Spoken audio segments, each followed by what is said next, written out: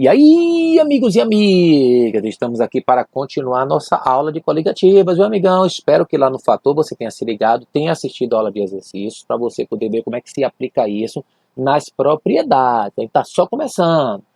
Não vou lhe enrolar, vou passar logo aqui para o cara se ligar. Então você precisa ter assistido a primeira aula para entender o que são as propriedades coligativas, porque agora a gente vai estudar uma por uma. Você tem 4 propriedades para estudar basicamente. Então você tem a pressão de vapor, você tem a temperatura de ebulição, a temperatura de solidificação e a osmose. Então a gente vai trabalhar com cada uma delas, uma de cada vez para não se perder. Hoje, meus amigos, é a pressão máxima de vapor, para você entender o que é isso, para depois você entrar na propriedade de fato. O que é pressão máxima de vapor? Representada por PMV, para poder ficar perdendo tempo escrevendo pressão máxima de vapor, que é muito grande. O que é isso? Imagine que aqui você tem um sistema, e nesse sistema eu coloco água. Coloquei água no sistema. Aí preste bem atenção. A água eu já tinha falado, não precisava nem escrever, mas eu escrevi porque eu gosto de deixar o negócio bonitinho para você printar, você gosta de printar. Eu boto uma rolha, mas pode ser, eu vou fazer primeiro fechar, depois eu faço aberto. Botei uma rolha, e aí essa rolha, eu não sei o que eu escrevi, estou falando, então eu vou deixar aparecer. Eu coloquei um negócio para aquecimento, aquecer, e aí o que é que vai acontecer? Preste bem atenção. Eu tenho água no sistema, tampei, fechei ele, fechei o sistema e aqueci. Quando eu aqueço, o que que acontece? Está aqui ele fechadinho, bonitinho, aí está aqui sendo aquecido. Algumas moléculas saem de dentro da água líquida. Não é que a água seria diferente do H2O, aqui é tudo H2O também. Mas eu só botei assim para poder ficar, para você diferenciar a água líquida da água gasosa, mas ambas são H2O. Podia fazer a mesma coisa com as duas. A água sai quando você aquece. Aí o que que acontece? Acontece isso aqui, ó, preste bem atenção. Aqui é o vapor de água. Esse vapor está aprisionado. Então, significa dizer que a água líquida, ela está se transformando em água gasosa. E as moléculas estão se chocando. Se chocando o tempo todo. Só que essas moléculas, elas não têm como sair. Então elas batem e elas voltam. No sistema fechado é mais fácil de você entender. Aí o que que acontece? Vai diminuindo o volume de água líquida. Você vê que aqui eu já botei menos em relação de lá. Vai diminuindo o volume de água líquida. E os choques vão aumentando gradativamente. Aumentando pra caramba. Aí o que é gás, as moléculas gasosas, voltam para a água líquida. Só que em menor quantidade. Perceba que eu desenhei setas assim, ó, maior e menor. Então aqui, essa taxa, que é do líquido para o gasoso, é de ebulição, ela está maior que a de condensação, ainda no começo. Aí o que que acontece? Acontece que, com o passar do tempo, diminui bastante a quantidade de água, está lá fechado ainda com minha rolha. Aqui vou aquecer, continuar o aquecimento, e você percebe que sai mais moléculas. Então significa dizer que tem mais moléculas gasosas. Aí o que que vai acontecer? Aqui essa taxa, ela vai se igualar. O tanto de moléculas que está virando gás é o mesmo tanto que está voltando para o líquido. Aí você fala, peraí amigão, então está em equilíbrio? É? Exatamente.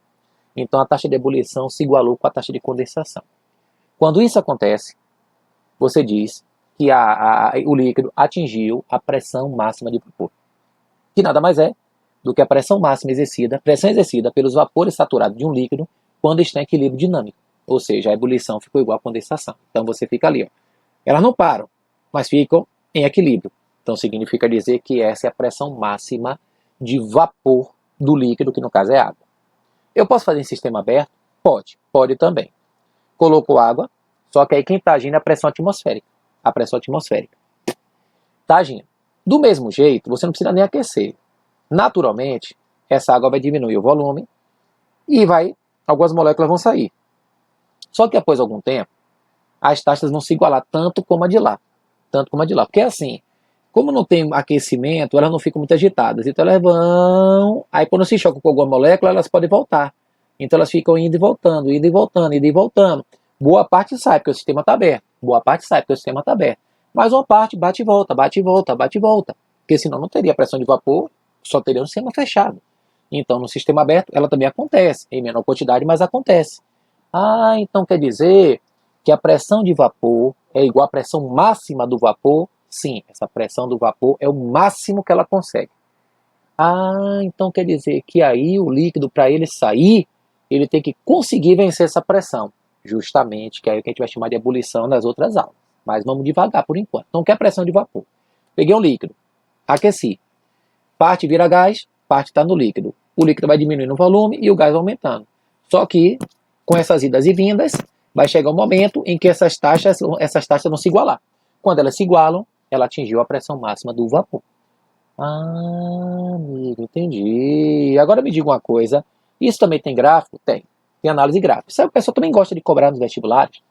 A análise gráfica é o seguinte, ó. O que acontece aqui? Imagine que eu tenho aqui a pressão máxima de vapor em função da temperatura. É o clássico dos vestibulares.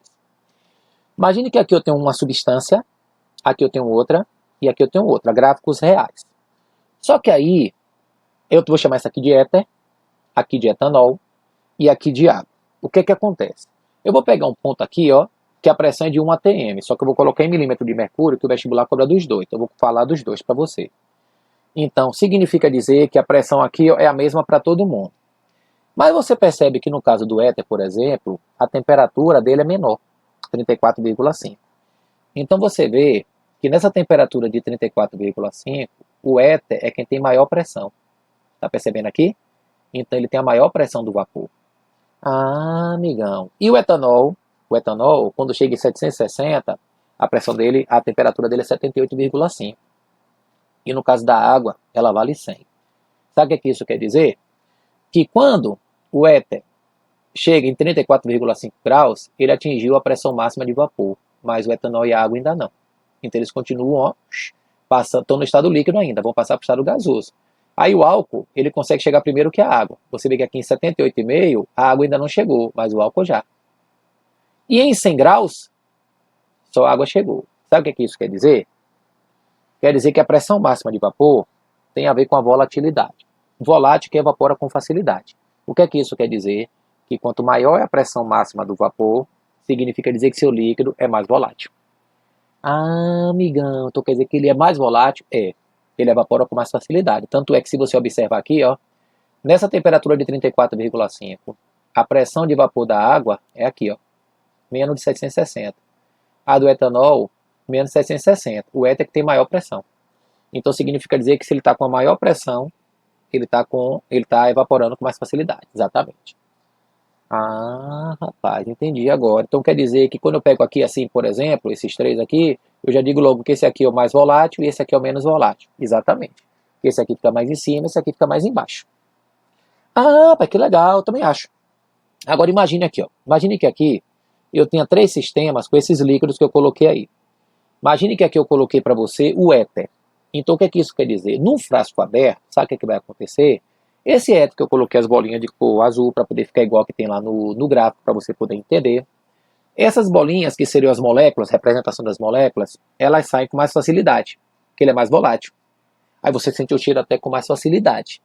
Ah, amigão, tá certo. E o álcool também é assim?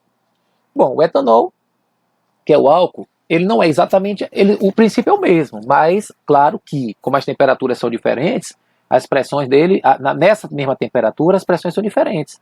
Aí você fala, então quer dizer que na temperatura de 34,5, o éter é o maior, justamente. Por isso você tem que fixar um ponto, para você poder entender o que eu estou lhe dizendo. E a água também é assim? É. Aí você percebe que num frasco aberto, esse éter é o que evapora com mais facilidade, ó, mais moléculas saindo. O álcool é o segundo, que é o intermediário, e a água é que tem a menor volatilidade. Ah, rapaz, que legal, entendi agora. Pois é, entenda mesmo. Porque aqui é o seguinte, ó, éter, etanol e água, os três que eu coloquei, o azul, o vermelho e o branco. Então o que acontece aqui, ó? Saber que a pressão de vapor do éter a 34,5 graus e da água a 100 graus são iguais a 760. O que eu estou dizendo? Que se o éter tiver a 34,5, a pressão é 760. Se a água tiver a 100, a pressão também é 760. Então perceba que as pressões se igualam em temperaturas diferentes.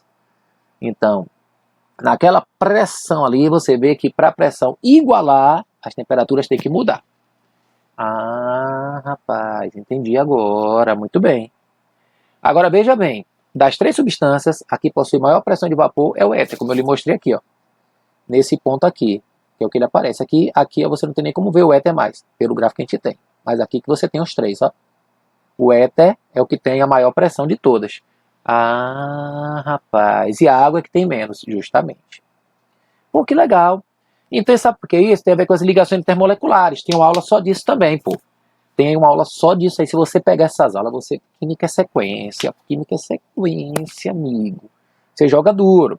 Ó, ligações intermoleculares tem a ver com volatilidade? Tem. O que é uma ligação intermolecular? Aquela ligação que existe entre moléculas. Quanto mais forte a ligação, mais difícil da molécula soltar, de mudar de estado físico. Ah, rapaz, então quer dizer que se a ligação intermolecular é baixa, a volatilidade é alta? Sim. Quanto mais fraca é a ligação, mais fácil dela se separar. Quanto mais forte a ligação, mais difícil de se separar. Ah, amigo, então quer dizer o seguinte, ó, só para você entender o que foi que eu fiz aqui. Ó. Peguei a água, que é o que cai mais na prova, e vou lhe mostrar a temperatura e a pressão máxima dela, os valores. Ó. A 0 graus, a pressão da água é 4,6. Imagine. A 20, a pressão já é 17,5. A 40 graus, a pressão já é 55,3. A 60 graus, a pressão, você vê que de acordo com a temperatura a pressão muda, que é isso aqui. Isso aqui, ó. De acordo com a temperatura, a pressão vai mudando. Então a água é isso aqui, ó. De acordo com isso aqui que você constrói o gráfico. Ah, rapaz. Então com 80, 355,1. E não é linear, tem cálculo aqui para fazer, né? Isso aqui é dado, viu? E 100 graus, 760. Só para você perceber que a proporção que você tem isso aqui, ó, ela vai aumentando aqui, ó, para você construir o gráfico. Vai aumentando de acordo com a temperatura. Entendi. E agora?